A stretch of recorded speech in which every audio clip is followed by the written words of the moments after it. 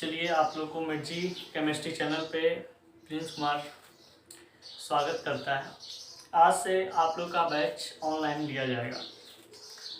जितने भी कुछ आप लोग के लिए एक इन्फॉर्मेशन है कि जितने भी हमारे स्टूडेंट हैं मिर्जी कैंपस के छात्र, इस मिर्जी कैंपस के स्टूडेंट को ये बतलाया जाता है कि 12th का जो बैच आपके पास चलेंगे ये एक Hindi plus English medium, Hindi plus English medium और हिंदी प्लस इंग्लिश मीडियम जो बैच है ये आपको YouTube चैनल से जा कर के पढ़ना होगा। ये आपको फ्री, इसमें कोई आपका कॉस्ट पे नहीं करना पड़ेगा। लेकिन यही बैच जो आपका है ये YouTube पे भी आपको TTS में ही वीडियो मिलेंगे और 12th के लिए सिर्फ 12th स्टूडेंट के लिए सिर्फ 12th स्टूडेंट के लिए 12th स्टूडेंट को YouTube पे video Hindi plus English medium में TTS, इसमें हम लोग स्टार्ट करेंगे फिजिकल केमिस्ट्री। इसमें हम लोग स्टार्ट करेंगे फिजिकल केमिस्ट्री और इस फिजिकल केमिस्ट्री में सबसे पहला जो हमारे पास चैप्टर है उसका नाम है सॉलिड स्टेट। ये चीज़ तो आप लोग जानते होंगे, भली बात ही परिचित होंगे। लेकिन अब यहाँ पे आते हैं, एक बात और आप लोगों को बताना है। जो आपको जूम ऐप पे ये बैच 12th के लिए ही एक बैच बनाया गया है जो सिर्फ इंग्लिश मीडियम है। ये इंग्लिश मीडियम बैच, साथ में ये नीट और IIT के लिए स्पेशल बैच। इसमें ये लाइव क्लास होगा आपका, इसमें कोई आपका वो नहीं है कि इंटरनली रूप से वो चलेगा, इसमें लाइव क्लास चलेंगे। और ये जूम ऐप, जूम पे आप लोग को मीट, इसका ये फंडा क्या है कि जूम ऐप पे जितने भी स्टूडेंट 12th क्लास के प्रिपरेशन कर रहे हो उनको 200 पर मंथ पे करना होगा, 200 पर मंथ पे करना होगा। इनका बैच का जो टाइमिंग है, ये बैच टाइम 12th नीट और IIT इंग्लिश मीडियम वाले को, ये आपको 6 बजे से आपका 7:30 बजे 1.5 घंटा का बैच चलेंगे और ये भी आपका TTS, यानी कि TTS 12th का बैच, यानी हिंदी प्लस इंग्लिश मीडियम के जितने भी स्टूडेंट होंगे वो सभी स्टूडेंट YouTube से भी स्टडी कर सकते हैं, यहाँ से भी स्टडी कर सकते हैं। लेकिन यहाँ पे अगर 6 से 7:30 इवनिंग टाइम में आपके पास टाइम है, आप पेएबल है कि पे हम कर सकते हैं, तो आप इस बैच में भी ज्वाइन हो सकते हैं। एक खास बात कि इस बैच में जो लाइव क्लास आपके चलेंगे इसमें आप लोग का इनऑर्गेनिक केमिस्ट्री चलेगा, ठीक है। और ये YouTube पे जो वीडियो जाएंगे ये आपका फिजिकल केमिस्ट्री का वीडियो जाएगा। यानी कि मॉर्निंग में YouTube से आप फिजिकल केमिस्ट्री स्टडी कर सकते हैं, इवनिंग टाइम में आप इनऑर्गेनिक केमिस्ट्री, यानी कि एक दिन में आपका 2 पार्ट कंप्लीट होगा। इसको पढ़ना और लिखना बहुत ही आसान होगा।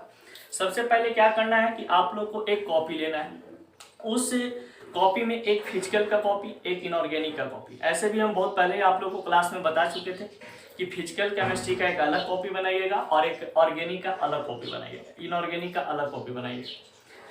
तो इनऑर्गेनिक का जो कॉपी बनाइएगा वो सामने लेकर के बैठिएगा लाइव क्लास के लिए, और जो YouTube से पढ़िएगा तो YouTube वाले तो आपके पास है यहाँ। हाँ, अब देखिए पढ़ने का तरीका क्या होना चाहिए। जैसे आप YouTube पे स्टडी कर रहे हैं तो जैसे पूरा बोर्ड में थ्योरी लिखा हुआ है, तो आप पे YouTube पे क्या कीजिए कि वीडियो को पॉज कर दीजिए, रोक करके, रोकने के बाद उसको स्क्रीनशॉट ले लीजिए और उसको पूरा थ्योरी को, जितना भी थ्योरी आपको बोर्ड में दिखाई देगा उस थ्योरी को आप अपने कॉपी में सेपरेट ढंग से लिख लें, जैसे क्लास में दिखाते थे वैसा ही। उसके बाद हर एक के थ्योरी को जो हम यहाँ पे लिखेंगे उसको समझाएंगे।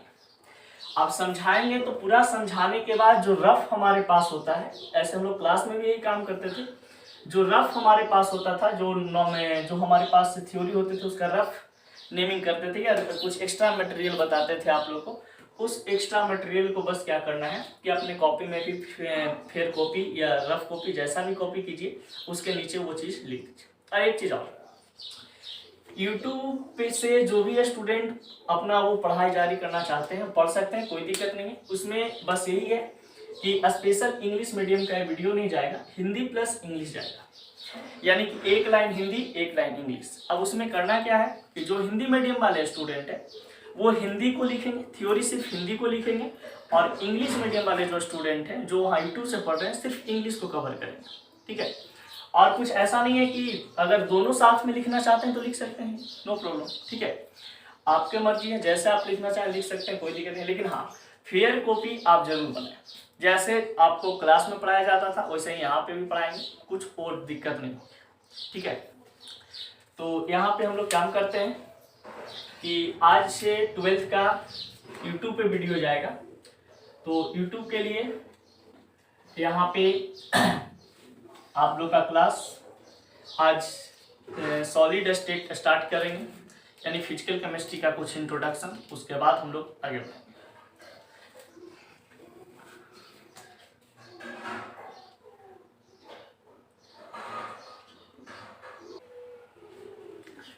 देखिए, फिजिकल केमिस्ट्री में जो सबसे पहले आपके पास चैप्टर आता है उसका नाम है सॉलिड स्टेट।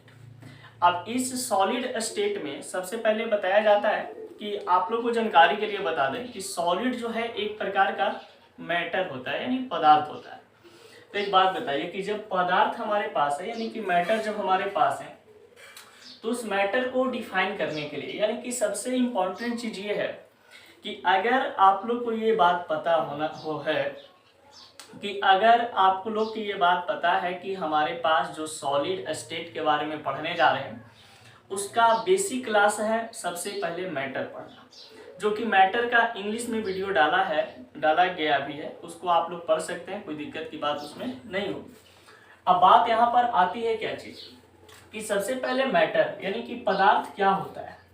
तो आप लोग 9th क्लास में ही पढ़े होंगे कि मैटर क्या होते हैं, मैटर के पास क्या क्या चीज होते हैं, मैटर क्या क्या चीज से मिलकर के बने होते हैं। अब देखिए, मेनली कहा जाता है कि जो हमारे पास मैटर होता है यानी कि पदार्थ, मैटर को हम क्या बोलते हैं, पदार्थ। तो संसार में कहा जाता है कि सभी वस्तु पदार्थ कहलाते हैं। ये पहला डिफिनेशन हो गया कि any object in the world that called matter. अब देखिए, एक चीज और आप लोग पढ़े होंगे, पदार्थ से रिलेटेड पदार्थ का एक और डिफिनेशन आता है कि जो वस्तु स्थान घेरता है उसे पदार्थ कहते हैं। ये सब चीज आप अपने कॉपी में नोट कर सकते हैं, जो बोल रहे हैं वो चीज को, कि जो वस्तु स्थान घेरता है उसे हम पदार्थ कहते हैं। यानी कि which object can occupies place that known as matter. इसका मतलब हुआ कि वैसा कोई पदार्थ जो जगह को घेरता है उसे हम क्या बोलते हैं, पदार्थ बोलते हैं। तो ये सॉलिड स्टेट पढ़ने के पहले ये मैटर वाला वीडियो आपको देख लेना चाहिए। इसमें बहुत ज़्यादा मैटर वाला उसमें आपको लिखा गया है कि मैटर से रिलेटेड इम्पॉर्टेंट आपका कुछ मटेरियल है, उसको वहाँ पे आप नोट कर सकते हैं। अब देखिए, फिर भी यहाँ पे एक पॉइंट जैसा आ गया तो इसको समझा देते हैं। सबसे पहले बताया जाता है कि हमारे पास मैटर है जो एक प्रकार का टीनी पार्टिकल्स होते हैं। अब वो टीनी पार्टिकल्स कहने का मतलब बहुत ही सूक्ष्म कण होता है। अब वह बहुत ही सूक्ष्म कण या तो एटम के रूप में हो सकता है, या तो आयन के रूप में हो सकते हैं, या तो मॉलिक्यूल के रूप में हो सकते हैं, यानी परमाणु के रूप में, आयन के रूप में, नहीं तो अणु के रूप में। अब देखिए, कहा जाता है कि जितने भी संसार में मैटर बनता है यानी पदार्थ बनते हैं वो टीनी पार्टिकल से ही मिलकर के बनते हैं।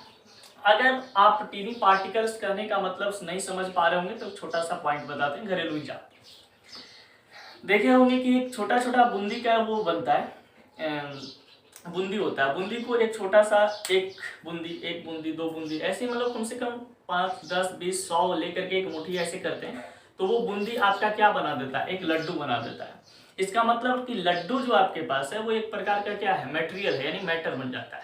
यानी छोटे छोटे पार्टिकल एक दूसरे से कनेक्ट होकर के यहाँ पर क्या बना देता है, एक मैटर बनाते हैं। यानी कि आपके पास कहा जाता है कि जो हमारे पास मैटर है इसके पास यानी मैटर के पास द्रव्यमान होना चाहिए, जो कि आपको पता है कि द्रव्यमान केजी में दिया जा सकता है या तो ग्राम में। फिर कहा जाता है कि वॉल्यूम आपके पास होना चाहिए। अगर कोई ऑब्जेक्ट आपके पास है जिसके पास मास है, वॉल्यूम है और शेप है, तो हम कह सकते हैं कि उस ऑब्जेक्ट को हम मैटर कहें।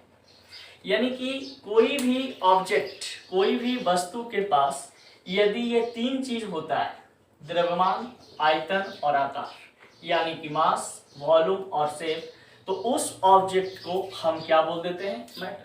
क्योंकि संसार में जितने भी वस्तुएं हैं वो सभी वस्तुओं को हम लोग किस नाम से जानते हैं? पदार्थ। अब देखो, जैसे मान लिया जाए कि अगर यहाँ पे एक ऐसे द्रव्यमान की बात करें तो द्रव्यमान का SI मात्रा केजी या ग्राम भी लेते हैं।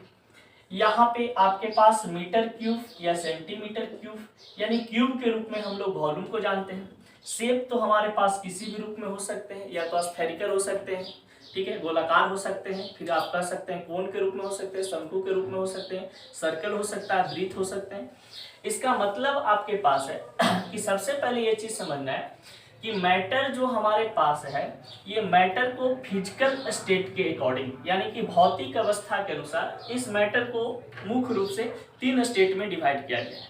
सबसे पहले आपके पास सॉलिड, लिक्विड और गैस। यहाँ पे आपको हम तीन ही बता रहे हैं, लेकिन जो ये मैटर का जो आपका वो चैप्टर डाला गया है वीडियो बना करके, उसमें मैटर को बहुत बढ़िया से एक्सप्लेन किया गया और समझाया गया। उस वीडियो को आप देख लें। हम लोग को मुद्दा है सॉलिड स्टेट पे आने के।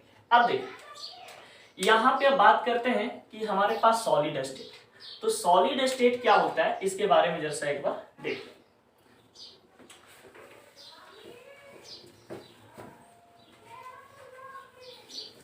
चलिए, ये जो अभी मिटा रहे हैं इसको आप लोग पहले वीडियो को पीछे करके क्या करिएगा, स्क्रीनशॉट ले लीजिएगा, अगर लिखना होगा तो, नहीं तो ये वीडियो देख लीजिएगा तो कंफर्म। सबसे पहली बात देखिए कि आपके पास फिजिकल केमिस्ट्री से रिलेटेड कुछ बात है, तो फिजिकल केमिस्ट्री से रिलेटेड कुछ बात है जिसमें सॉलिड स्टेट के बारे में हम लोग पढ़ रहे थे। तो देखिए, सबसे इंपॉर्टेंट बात यहाँ पे है कि सॉलिड स्टेट के फादर, यानी कि सॉलिड स्टेट यानी ठोस अवस्था का पिता हम लोग अल्बर्ट आइंस्टीन को कहते हैं। तो सॉलिड स्टेट चैप्टर का फादर किसे कहा जाता है? Albert Einstein.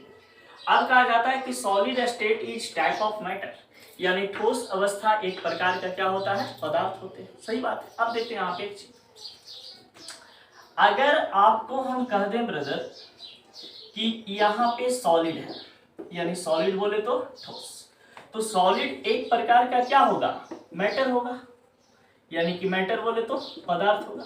इस डायग्राम को जैसा फोकस कीजिएगा, सॉलिड, ठोस, मैटर, पदार्थ, यानी कि सॉलिड एक प्रकार का मैटर है, यानी कि एक प्रकार कहने का मतलब है टाइप का, एक प्रकार का मैटर। अभी हम लोग जस्ट देखे थे कि मैटर के पास ये तीन चीज होना चाहिए। अगर मैटर हमारा ये सॉलिड कोई है तो इस मैटर के पास तीन चीज होना चाहिए। एक होना चाहिए मास, दूसरा होना चाहिए वॉल्यूम और तीसरा होना चाहिए शेप। अब देखते हैं, इस मास को हम क्या बोलते हैं? द्रव्यमान। वॉल्यूम को बोलते हैं आयतन और शेप को बोला जाता है आकार। अब देखिए, तो संसार में कोई ऐसा सॉलिड आप उठाओ यार, जैसे इस मार्कर की बात करते हैं, मार्कर हमारे पास क्या है? सॉलिड है। इस मार्कर का कुछ वेट होगा, यानी वजन होगा 5 ग्राम, 10 ग्राम, यानी कि 10 ग्राम के रूप में ये क्या इसको एक्सप्लेन किया जा रहा है कि 10 ग्राम जो है इसका वेट है। इसका मतलब कि इसके पास डिफिनिट है, 10 ग्राम से ज्यादा नहीं हो सकता है। तो यहाँ पर मास क्या हो जाता है? डिफिनिट, यानी निश्चित। डिफिनिट को हम लोग हिंदी में बोलते हैं निश्चित। अब देखो, वॉल्यूम, अगर ये सिलेंड्रिकल है यानी कि गोलाकार है, तो ये गोलाकार जब है, इसका सिलेंड्रिकल है, तो इसका कुछ वॉल्यूम होगा। आप लोग 10th क्लास में पढ़े होंगे कि वॉल्यूम ऑफ सिलेंडर, तो इसका कुछ आयतन होगा। तो आयतन भी इसके पास क्या होते हैं? डिफिनिट होते हैं, डिफिनिट होते हैं, यानी कि इसका भी ये निश्चित होता है। अब देखिए, अब कहा जाता है शेप। अब एक बात बताओ भाई, ये मार्कर हमारे पास है, तो इस मार्कर को हम थोड़ी ना ऐसा कर सकते हैं कि व्हाइट बोर्ड बना सकते हैं, कभी नहीं हो सकता। अगर मान लीजिए कि कोई लड़का है तो लड़की नहीं बना सकते, लड़की को लड़का नहीं बना सकते। अब देखिए, तो उसका जो शेप है, यानी शेप कहने का मतलब आकार, तो शेप भी इसका क्या होता है? डिफिनिट होता है। शेप इसका डिफिनिट होता है, यानी निश्चित। अब देखिए, यानी कि वैसा कोई मैटर जिनमें आपका मास, वॉल्यूम और शेप होता है, और वो भी तीनों डिफिनिट हो, यानी तीनों निश्चित होता है, उस पदार्थ को हम क्या बोल देते हैं, सॉलिड बोल देते हैं। एक छोटा सा उदाहरण, ऐसे आप लोग देखे होंगे कि जनरली आगे बताएंगे कि जो ठोस अवस्था होती है, ये ठोस अवस्था में यानी कि सॉलिड स्टेट में जनरली इसका जो फिगर माना जाता है वो इस प्रकार से होता है। इस प्रकार से ये माने जाते हैं कि सॉलिड स्टेट का फिगर है। तो एक मान लो ब्रदर कि ये हमारे पास एक ईंट है, या इस प्रकार से कोई क्यूबाइड ऑब्जेक्ट है। उस ऑब्जेक्ट में आप देखोगे तो पता चलेगा कि इसका मास है, इसका एक ईंट ले लो एग्जाम्पल में कि ये ब्रिक्स है, ये ब्रिक्स है यानी कि ईंट है। अब इस ईंट का मास होगा यानी कि द्रव्यमान होगा, द्रव्यमान मान लिया जाए 10 kg। एक ईंट का वजन, जिसको द्रव्यमान बोल रहे हैं, वजन 10 kg। इसका वॉल्यूम जो है, इसका वॉल्यूम कहने का मतलब आयतन, तो इसका आयतन हो सकता है 2 4 3 4 × 8 8 × 16 मीटर क्यूब या 16 सेंटीमीटर क्यूब, ऐसे ले लेते हैं। अब इसका आकार बोल रहा है यानी कि शेप, तो शेप कहने का मतलब आकार, तो शेप को हम आकार बोलते हैं। तो आकार ही कैसा नजर आ रहा है, घनाभकार, यानी घनाभकार कहने का मतलब ये क्यूबाइड नजर आ रहा है। तो एक बात बताओ, इस ऑब्जेक्ट के पास मास भी है, वॉल्यूम भी है और शेप भी है, यानी कह सकते हैं कि ये जो मास हमारे पास है ये डिफिनिट फॉर्म में है, यानी कि ब्रिक्स एक प्रकार का क्या चीज के फॉर्म में है, सॉलिड के फॉर्म। अभी देखो सॉलिड के बारे में अभी कुछ नॉर्मल पॉइंट बताएं।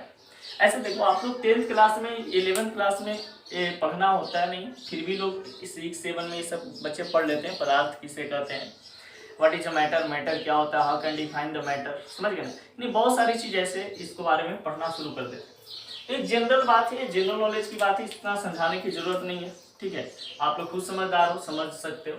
तो इसको आप एक बार अपने कॉपी में रफ कर लो, और रफ करने के बाद फिर हम आगे मिलते हैं। चलो इसको स्क्रीनशॉट ले लो और इसको लिख लो अपने कॉपी में।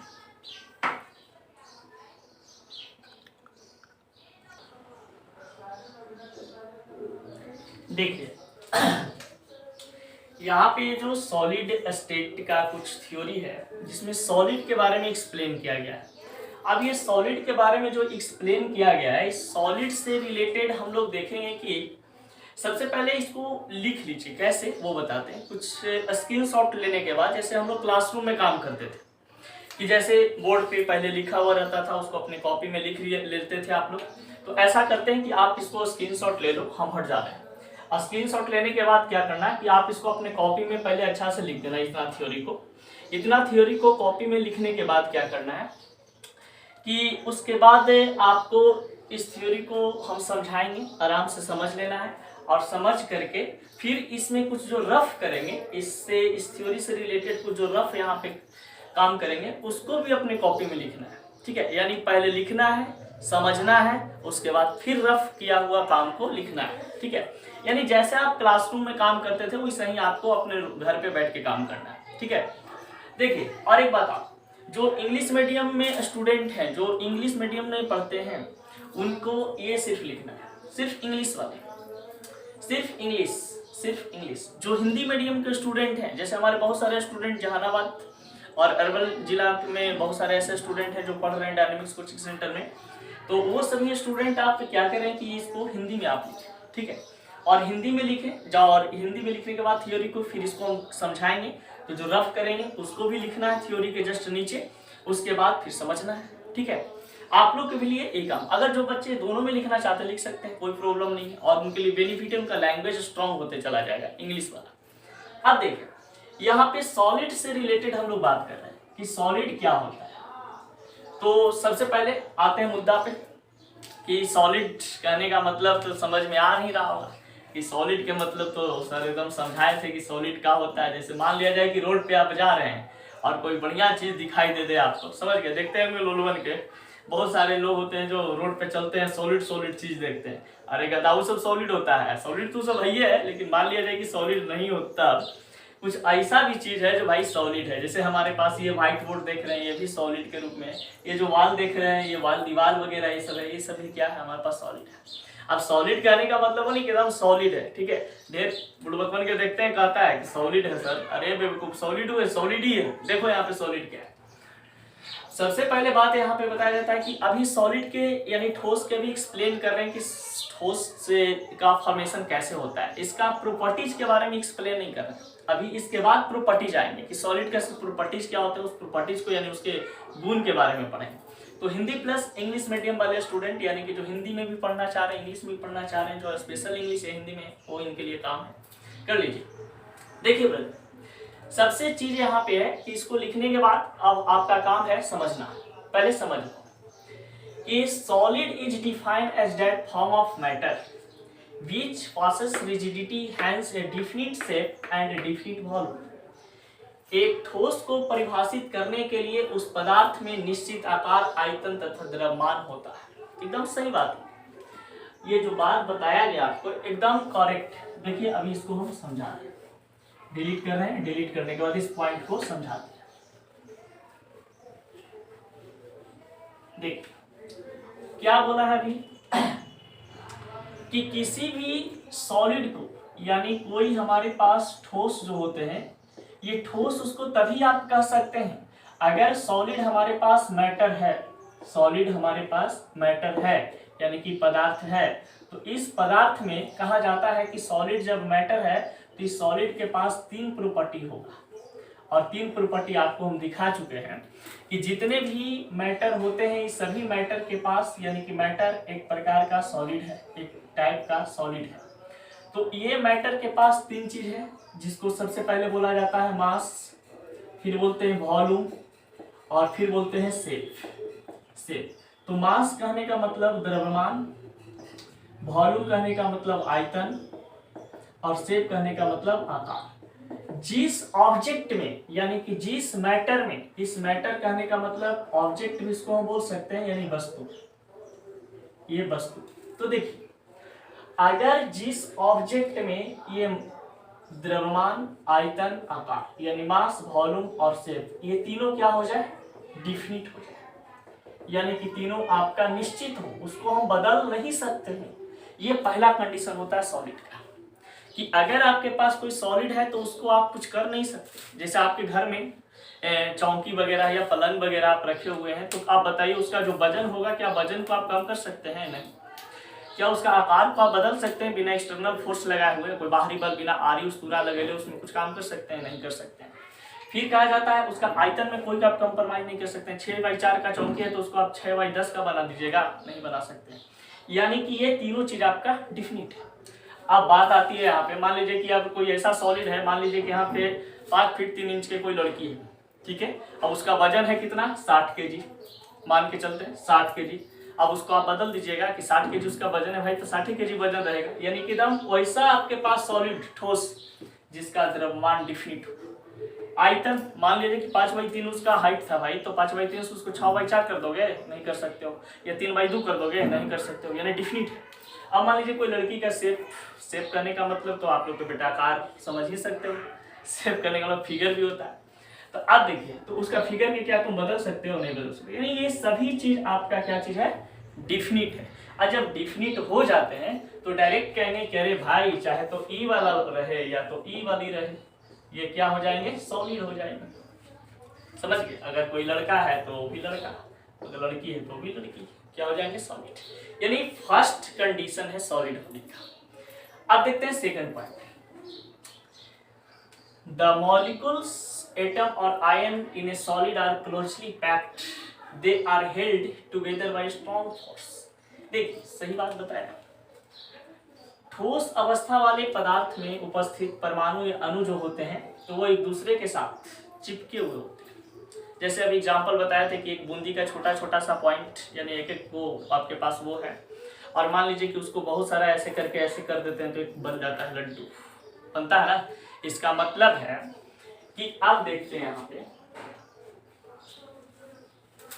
इस पॉइंट को जरा समझ लो।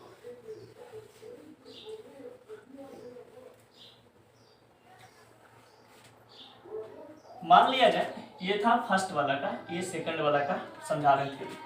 मान लेते हैं कि एक छोटा सा एटम है, ये एटम अकेले क्या उखाड़ लेगा, बताओ? कुछ उखाड़ पाएगा? नहीं उखाड़ पाएगा, क्योंकि इसके पास कैपेसिटी या कैपेबिलिटी दोनों कम है। लेकिन मान लिया जाए मेरे भाई कि इस तरीका से बहुत ज्यादा मात्रा में ऐसे बहुत ज्यादा एटम हम एक जगह पे कलेक्ट कर दे रहे हैं, तो बहुत ज्यादा जब एटम हम कलेक्ट कर दे रहे हैं, इसका मतलब है कि ये एक प्रकार का क्या बना देगा, मैटर बनाएगा। और मैटर में देखेंगे कि अगर इसके पास वॉल्यूम और मास शेप तीनों डिफिनिट आ रहा है तो इसको हम क्या बोल देंगे, सॉलिड बोल देंगे, यानी कि ठोस बोल देंगे। ये तो ऐसे जनरली वे में क्या बनता है, पदार्थ बनता है। अब देखिए, अब कहा जाता है सबसे सिंपल वे में एक चीज सिखाते हैं, ठीक, ये दोनों पॉइंट को एक जगह कर देते हैं, आपको समझ में ज्यादा आएगा। देखिए सबसे पहले इस पॉइंट को देखते हैं।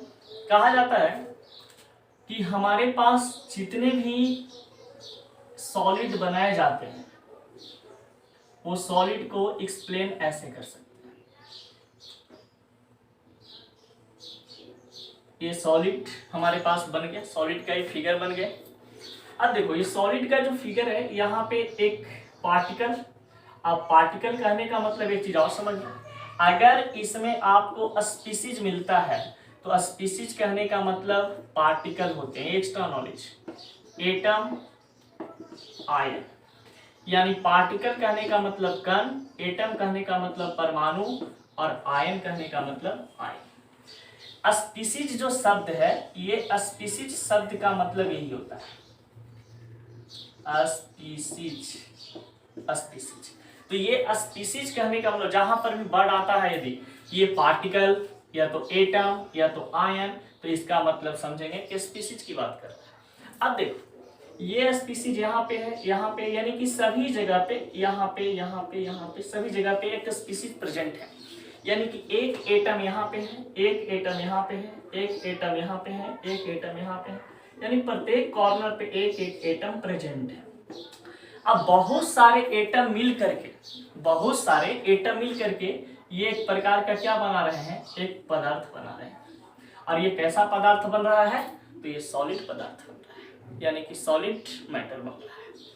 अब देखिए यही बात बताया था वहां पे कि अगर आपके पास इसके अंदर में जो ये एटम प्रेजेंट हैं, ये एटम प्रेजेंट हैं जो एक दूसरे से क्लोज पैक होते हैं, ऐसे एक दूसरे से क्लोज पैक होते हैं, यानी एक दूसरे से जुड़े हुए रहते हैं।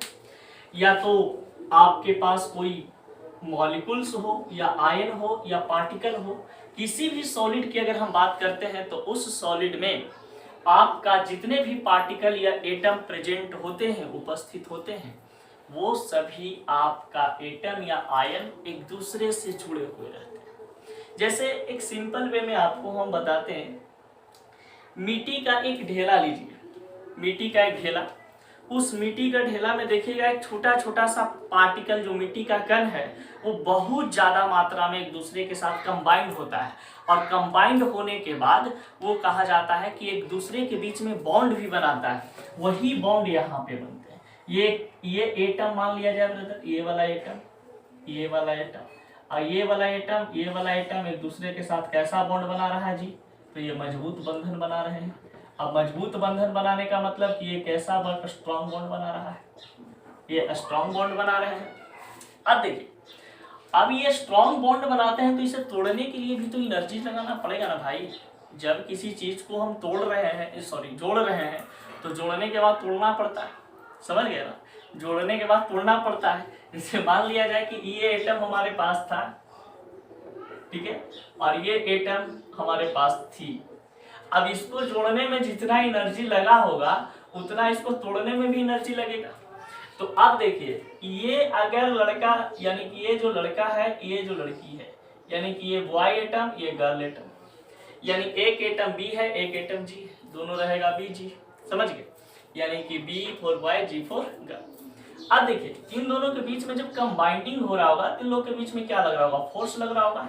अब ये जब फोर्स लग रहे होंगे तो जाहिर सी बात है कि इन लोग के बीच में जब फोर्स ऑफ अट्रैक्शन कोई काम कर रहा होगा तो इसके बीच में कोई बॉन्ड लग रहा होगा। और जब बॉन्ड लगेंगे तो डायरेक्टली कहेंगे कि भाई एक प्रकार का कैसा बॉन्ड है, स्ट्रॉन्ग बॉन्ड है।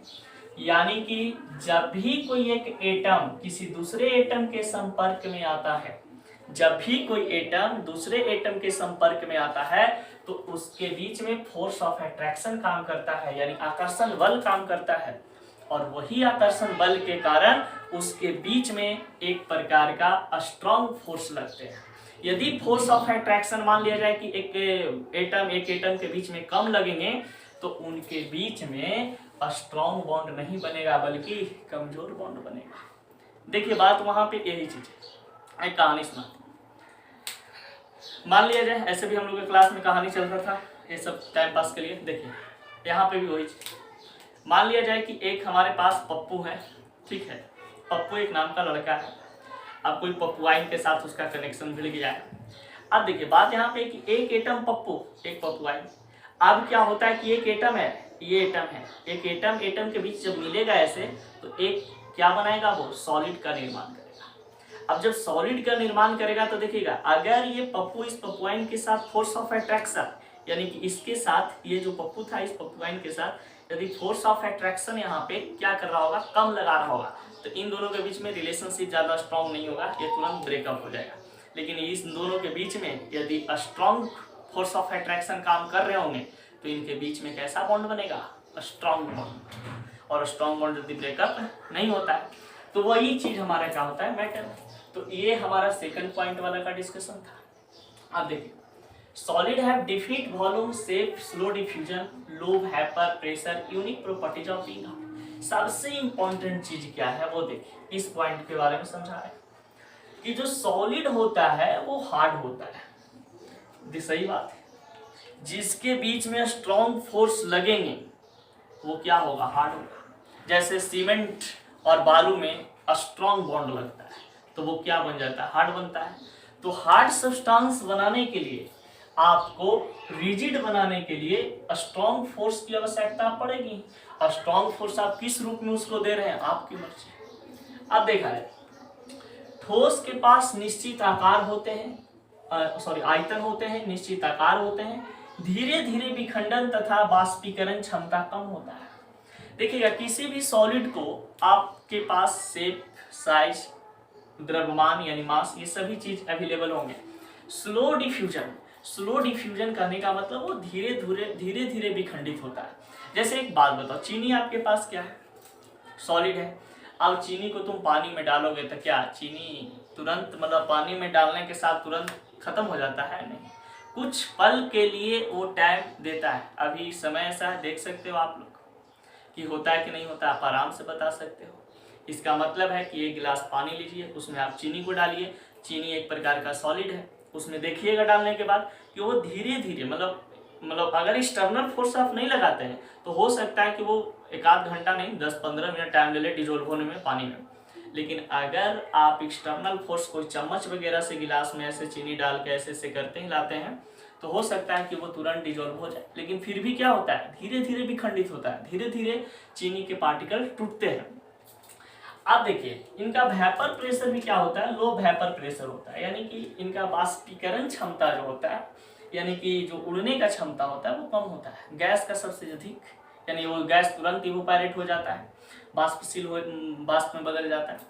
फिर लिक्विड भी आपका है, फिर सॉलिड भी है। तो सॉलिड को वेपराइज करने के लिए हाई टेम्परेचर की जरूरत पड़ती है, और जब हाई टेम्परेचर दीजिएगा तो सही बात है, जब रिजिड है कोई सब्सटेंस भाई, तब उसको हाई टेम्परेचर पे आप उसको पाल रहे हैं। यानी कि अब देखो, अब कहा जाता है सिंपल वे में कि अगर सॉलिड के बारे में पूछे कि सर एक बात बताइए कि सॉलिड रिजिड क्यों होता है, सॉलिड जो ठोस होते हैं वो रिजिड क्यों होते हैं, यानी कि वो कठोर क्यों होता है, तो बहुत ही आसान ये वाला पॉइंट, क्योंकि सॉलिड के अंदर में उपस्थित जितने भी स्पीसीज होते हैं, चाहे वो पार्टिकल हो, चाहे वो एटम हो, चाहे वो आयन हो, एक दूसरे के साथ क्लोज पैक होते हैं। और जब क्लोज पैक होते हैं तो इन लोग के बीच में, इसके बीच में, चाहे इसके बीच में, चाहे इसके बीच में एक प्रकार का बॉन्ड क्रिएट होता है, और वो बॉन्ड होता है स्ट्रॉन्ग बॉन्ड, यानी मजबूत। अब ये मजबूत बॉन्ड होने के कारण ये क्या बनाएगा, हार्ड बनाएगा। यानी तभी से कहा जाता है कि सॉलिड क्या होते हैं, हार्ड होते हैं, यानी रिजिड होते हैं। तो यहां से आपका पॉइंट था। अब देखिए ये सब कुछ इंपॉर्टेंट पॉइंट थे जिनको आप रफ कर लीजिए अपने कॉपी में। ये वाला पॉइंट को लिख सकते हैं समझने के लिए। और अब क्या होगा ये अपने कॉपी में लिख लीजिएगा आराम से। अब आते हैं अगला टॉपिक पे कि सॉलिड का प्रॉपर्टीज क्या होते हैं। तो प्रॉपर्टीज ऑफ सॉलिड इतना पहले नोट कर लो या स्क्रीनशॉट कर लो।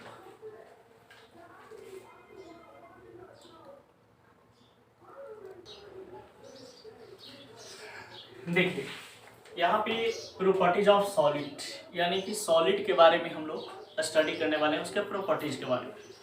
तो सबसे पहले देखते हैं कि सॉलिड का प्रॉपर्टीज क्या होता है। ये आप लोग भी जानते होंगे और आप लोगों को पता भी होगा कि सॉलिड का प्रॉपर्टीज क्या होता है, यानी कि जो ठोस होते हैं वो ठोस का गुण क्या होता है। ठीक है, तो देखिए सबसे इम्पोर्टेंट चीज़ है कि सॉलिड के बारे में आप स्टडी कर रहे हैं तो सॉलिड के बारे में कुछ आपको बेसिक जानकारी होगी। अगर नहीं भी है तो कोई दिक्कत नहीं, यहाँ पे सॉलिड से रिलेटेड कुछ इंपॉर्टेंट मैटर है उसको डिस्कशन नहीं किया है, इसको एक बार देख लेना। सबसे पहले यहाँ पे बताया गया है कि प्रॉपर्टीज ऑफ सॉलिड यानी कैरेक्टरिस्टिक ऑफ सॉलिड स्टेट, यानी कि जितने भी सॉलिड स्टेट में रहने वाले मटेरियल होते हैं यानी मैटर होते हैं उनका कुछ लक्षण यानी कुछ उनका गुण। तो देखिए सबसे पहले तो कहा जाता है कि वेरी इंपॉर्टेंट चीज़ यहाँ पे ये बताना सही होगा कि आप लोग के पास सिंपल वे में अगर पढ़ लिख रहे होंगे तो आपके पास एक कलम तो जरूर होगा। एक कलम का उदाहरण लेते हैं, एक हमारे पास पेन है, ठीक है। अब ये जो पेन है या तो फिर आपके पास क्या है फोन है या तो किसी प्रकार का कुछ भी है वो सॉलिड है। तो वो देखिए एक इसी पे एग्जाम्पल लेते हैं, ये हमारे पास सॉलिड है। अब ये सॉलिड में क्या होता है कि सबसे पहले इसमें देखते हैं कि ये रिजिड है यानी हार्ड है, ये टूट नहीं रहा है, ठीक है। यानी कि जितने भी सॉलिड होते हैं वो हार्ड होते हैं। अब हार्ड होंगे भाई तो क्यों हार्ड होंगे, तो ऐसा चीज़ है कि जितने भी सब्सटेंस इसके अंदर में जो पार्टिकल्स प्रेजेंट होंगे वो पार्टिकल्स एक दूसरे के साथ सटा हुआ होगा और एक दूसरे के साथ सटा हुआ होगा तो इसके बीच में बॉन्ड बन रहे होंगे और बॉन्ड बन रहे होंगे तो क्या बनाएगा, स्ट्रॉन्ग बॉन्ड बनाएगा।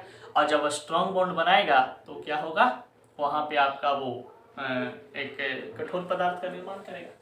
तो देखिए सिंपल लॉजिक है, इसमें कुछ डायग्राम वगैरह का सहारा हम लोग नहीं लेंगे, सिंपल में समझा देते हैं, समझिएगा। A solid has the constitute particle are very close. सही बात है, जितने भी हमारे पास आप देख सकते हैं कि सॉलिड हमारे पास होते हैं वो छोटे छोटे पार्टिकल से मिलकर के बने होते हैं। इस तरीक़ा से छोटे छोटे पार्टिकल से मिलकर के ऐसे बनते हैं, ठीक है। जैसे एक बात बताओ, एक यहाँ पे हम लोग बात करते हैं कि ऐसे हमारे पास एक ऐसे आयरन का रड है, ये हमारे पास आयरन रड है।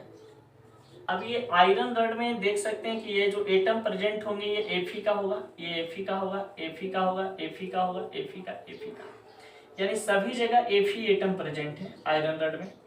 लोहा का रड है, लोहा का रड में क्या चीज प्रेजेंट होगा भाई, लोहा ही प्रेजेंट होंगे, लोहा का एटम उपस्थित होंगे। तो देखिए a solid has the constituent particle are very close packed. अब क्या होता है कि सॉलिड में ये एटम ऐसा नहीं है कि लोहा एटम एक ही मतलब ऐसे बना हुआ एक लोहा का एटम, बस उसमें बहुत छोटे छोटे, जैसे मान लीजिए कि ये हमारे पास ये क्या काड़ा है, ठीक है।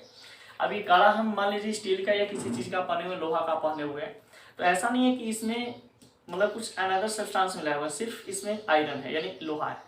तो हो सकता है कि आयरन का एक पार्टिकल यहाँ पे, एक पार्टिकल यहाँ पे, बहुत सारे पार्टिकल से मिलने के बाद ये एक प्रकार का ये क्या बना हुआ, काड़ा बना हुआ। यानी कि इसके अंदर में ये क्लोज पैक होते हैं और क्लोज पैक होने के बाद कहा जाता है कि एक दूसरे के साथ ये चिपके हुए होते हैं, इसमें स्ट्रॉन्ग बॉन्ड होते हैं, इसलिए टूटता नहीं है, ठीक है। अब देखिए अब बात यहाँ पे बताया जाता है कि it has intermolecular distance are very small. देखिए ये दोनों पॉइंट को हम लोग यहाँ पे समझाते हैं, समझिए।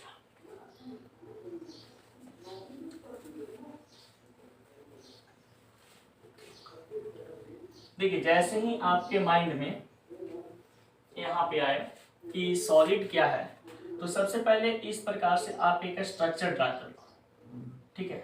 इस प्रकार से आप एक स्ट्रक्चर ड्रा कर लो। ये मान लो कि हमारे पास क्या है, एक सॉलिड है, ऐसे सॉलिड बनाया गया। अब ये जो सॉलिड हमारे पास है, इस सॉलिड में एक्सप्लेन किया जा रहा है कि सभी ये एटम है, ये जितने भी हमारे पास हैं एटम हो सकते हैं, या तो आयन हो सकते हैं, या तो कोई पार्टिकल हो सकते हैं। अब ये तीनों चीज जहां पे ये परमाणु, आयन या तो हमारे पास कण, यानी कि परमाणु, आयन और कण की बात करते हैं, तो ये परमाणु, आयन और कण एक प्रकार का क्या चीज है, हमारे पास स्पीसीज है। अब देखिए ये स्पीसीज जो हमारे पास यहाँ पे दिखाई दे रहे हैं, तो ये स्पीसीज एक एटम होगा। आपको पता है कि एक एटम जो होते हैं वो एटम का आकार स्फेरिकल होता है, यानी गोलाकार होता है। तो ऐसा भी तो हम लोग कर सकते हैं भाई कि इस तरीके से ये एटम यहाँ पे प्रेजेंट होंगे, ये एटम यहाँ पे प्रेजेंट होगा, ये एटम यहाँ पे प्रेजेंट होगा, ये एटम यहाँ पे प्रेजेंट होगा, यानी ये दूसरे के साथ ये क्या होते हैं, क्लोज रिश्ता बनाते हैं, ऐसे ज्वाइंट होते हैं। अब जब एक दूसरे के साथ ज्वाइंट है तो ये क्लोज पैकिंग तो बनाएंगे, क्योंकि एक दूसरे के साथ क्या हो रहे हैं, कंसल्ट में है। तो एक दूसरे के साथ कंसल्ट में आने का मतलब कि ये क्लोज पैकिंग स्ट्रक्चर होता है। अब देखिए यहाँ पे इसके बाद कहा जाता है कि जब कोई हमारे पास जो एटम्स बनाए जाते हैं, या एटम्स बहुत सारे एटम या आयन पार्टिकल मिल करके, तो बहुत ज्यादा मात्रा में एटम्स होंगे तो बहुत ज्यादा मात्रा में, आयन होंगे तो बहुत ज्यादा मात्रा में, कोई पार्टिकल होंगे तो बहुत ज्यादा मात्रा में, वो एक दूसरे के साथ चिपके हुए होते हैं और चिपक करके एक नया सॉलिड का निर्माण करते हैं। जैसे आप लोग देखते होंगे कि जैसे सिंपल में ऐसे ही सोचो, एक चावल बनाओ, एक चावल का वो मतलब कुकर में डालो या तसला में डालो, वो बस एक नहीं होता है, यानी एक पार्टिकल है। अब एक पार्टिकल जो चावल का था हमारे पास, वो एक ही एटम का निर्माण कर रहा है, बस एक छोटा सा, लेकिन वही बहुत ज्यादा, यानी 1000 या 2000 5000 की संख्या में एक गिलास चावल को हम लोग ऐसे लेते हैं और उसको बना देते हैं। तो देखते होंगे कि एक प्रकार का वो पदार्थ बना देता है, यानी कि एक प्रकार का वो सॉलिड बन जाता है, बनता है। इसका मतलब ये हुआ कि छोटे छोटे एटम, छोटे छोटे आयन, छोटे छोटे पार्टिकल मिल करके ही एक सॉलिड का निर्माण करते हैं। देखिए जिसके पास कहा जाता है कि जो भी सॉलिड आपके पास है, तो सॉलिड का ये स्ट्रक्चर होता है, तो स्ट्रक्चर ऑफ सॉलिड, इसको आप लोग नोट कर सकते हैं कि ये हमारे पास क्या है, ठोस का संरचना है, ठोस का संरचना है। फिर देखिए दे हैव हाई डेंसिटी, जितने भी सॉलिड हमारे पास होंगे, क्योंकि आपको पता है कि ये हमारे पास क्या चीज है, सॉलिड है। जब ये हमारे पास सॉलिड है तो इस सॉलिड के बारे में आपको पता होगा कि सॉलिड के पास कैसा डेंसिटी होता है भाई, हाई डेंसिटी होता है।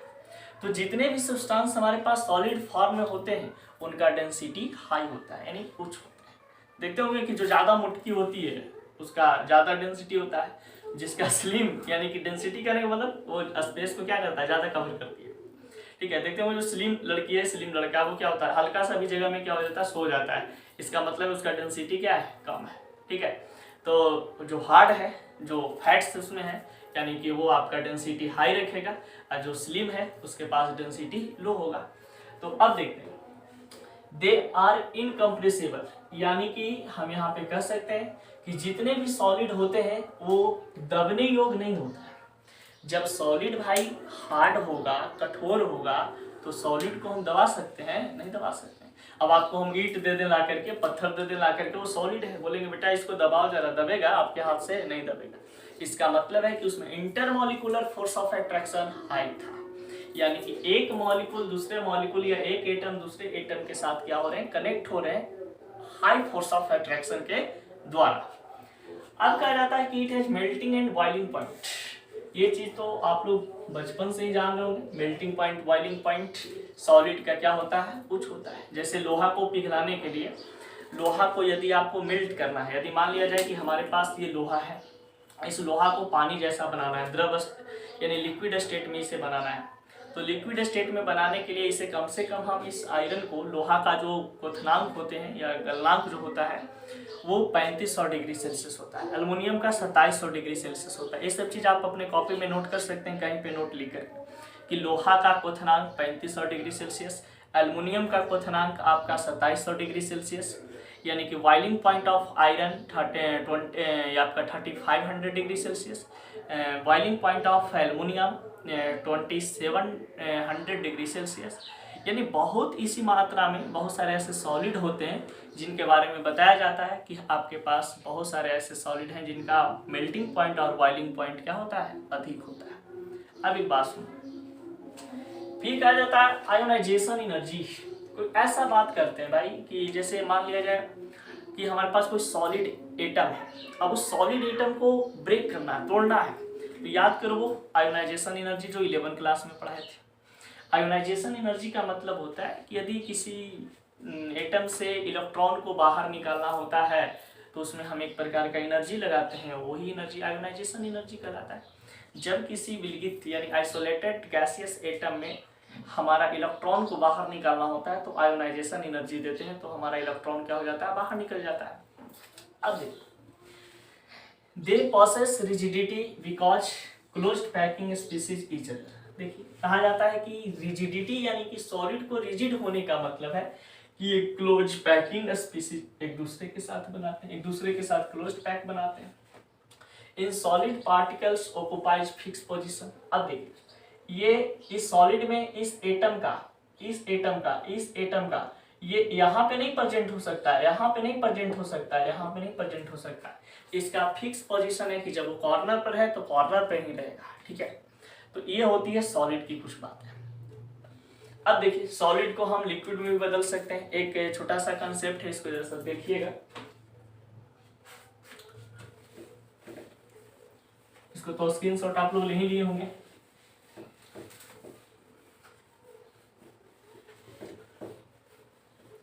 ठीक है, एक प्रॉपर्टीज है क्या कि आप इसको नोट में ऐसे कवर कर सकते हैं,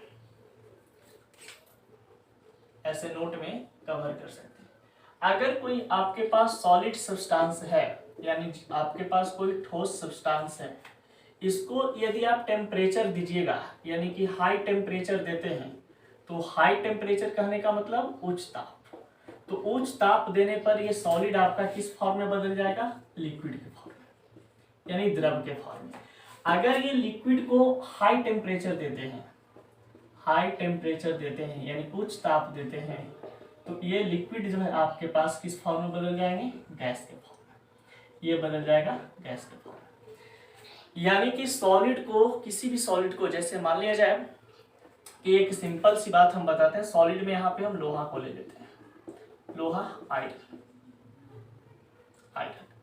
इसको हम 3500 डिग्री सेल्सियस पे गर्म किए, तो 3500 डिग्री सेल्सियस पे गर्म करते हैं तो ये बन जाता है आपका क्या चीज, पिघला हुआ लोहा, पिघला लोहा, पिघला लोहा यानी मेल्ट आयरन।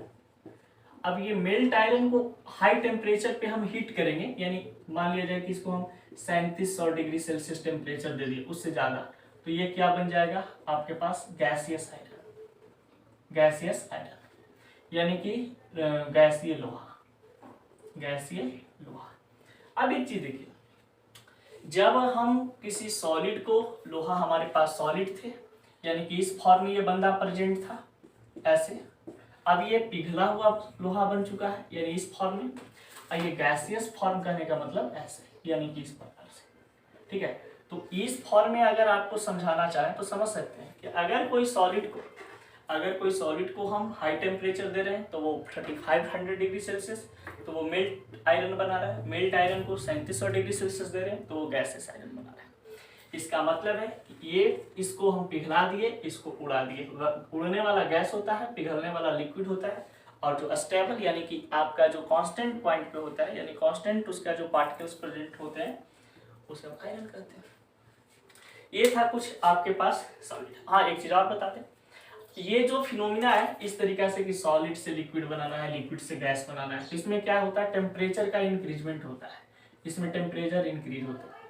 लेकिन गैस से लिक्विड बनाना है, और जैसे मान लीजिए गैस से लिक्विड बनाना है, लिक्विड से ये करना है, तो इसमें हम क्या करते हैं, टेम्परेचर को कम करते हैं, टेम्परेचर कम किया जाता है, कम ताप करते जाते हैं।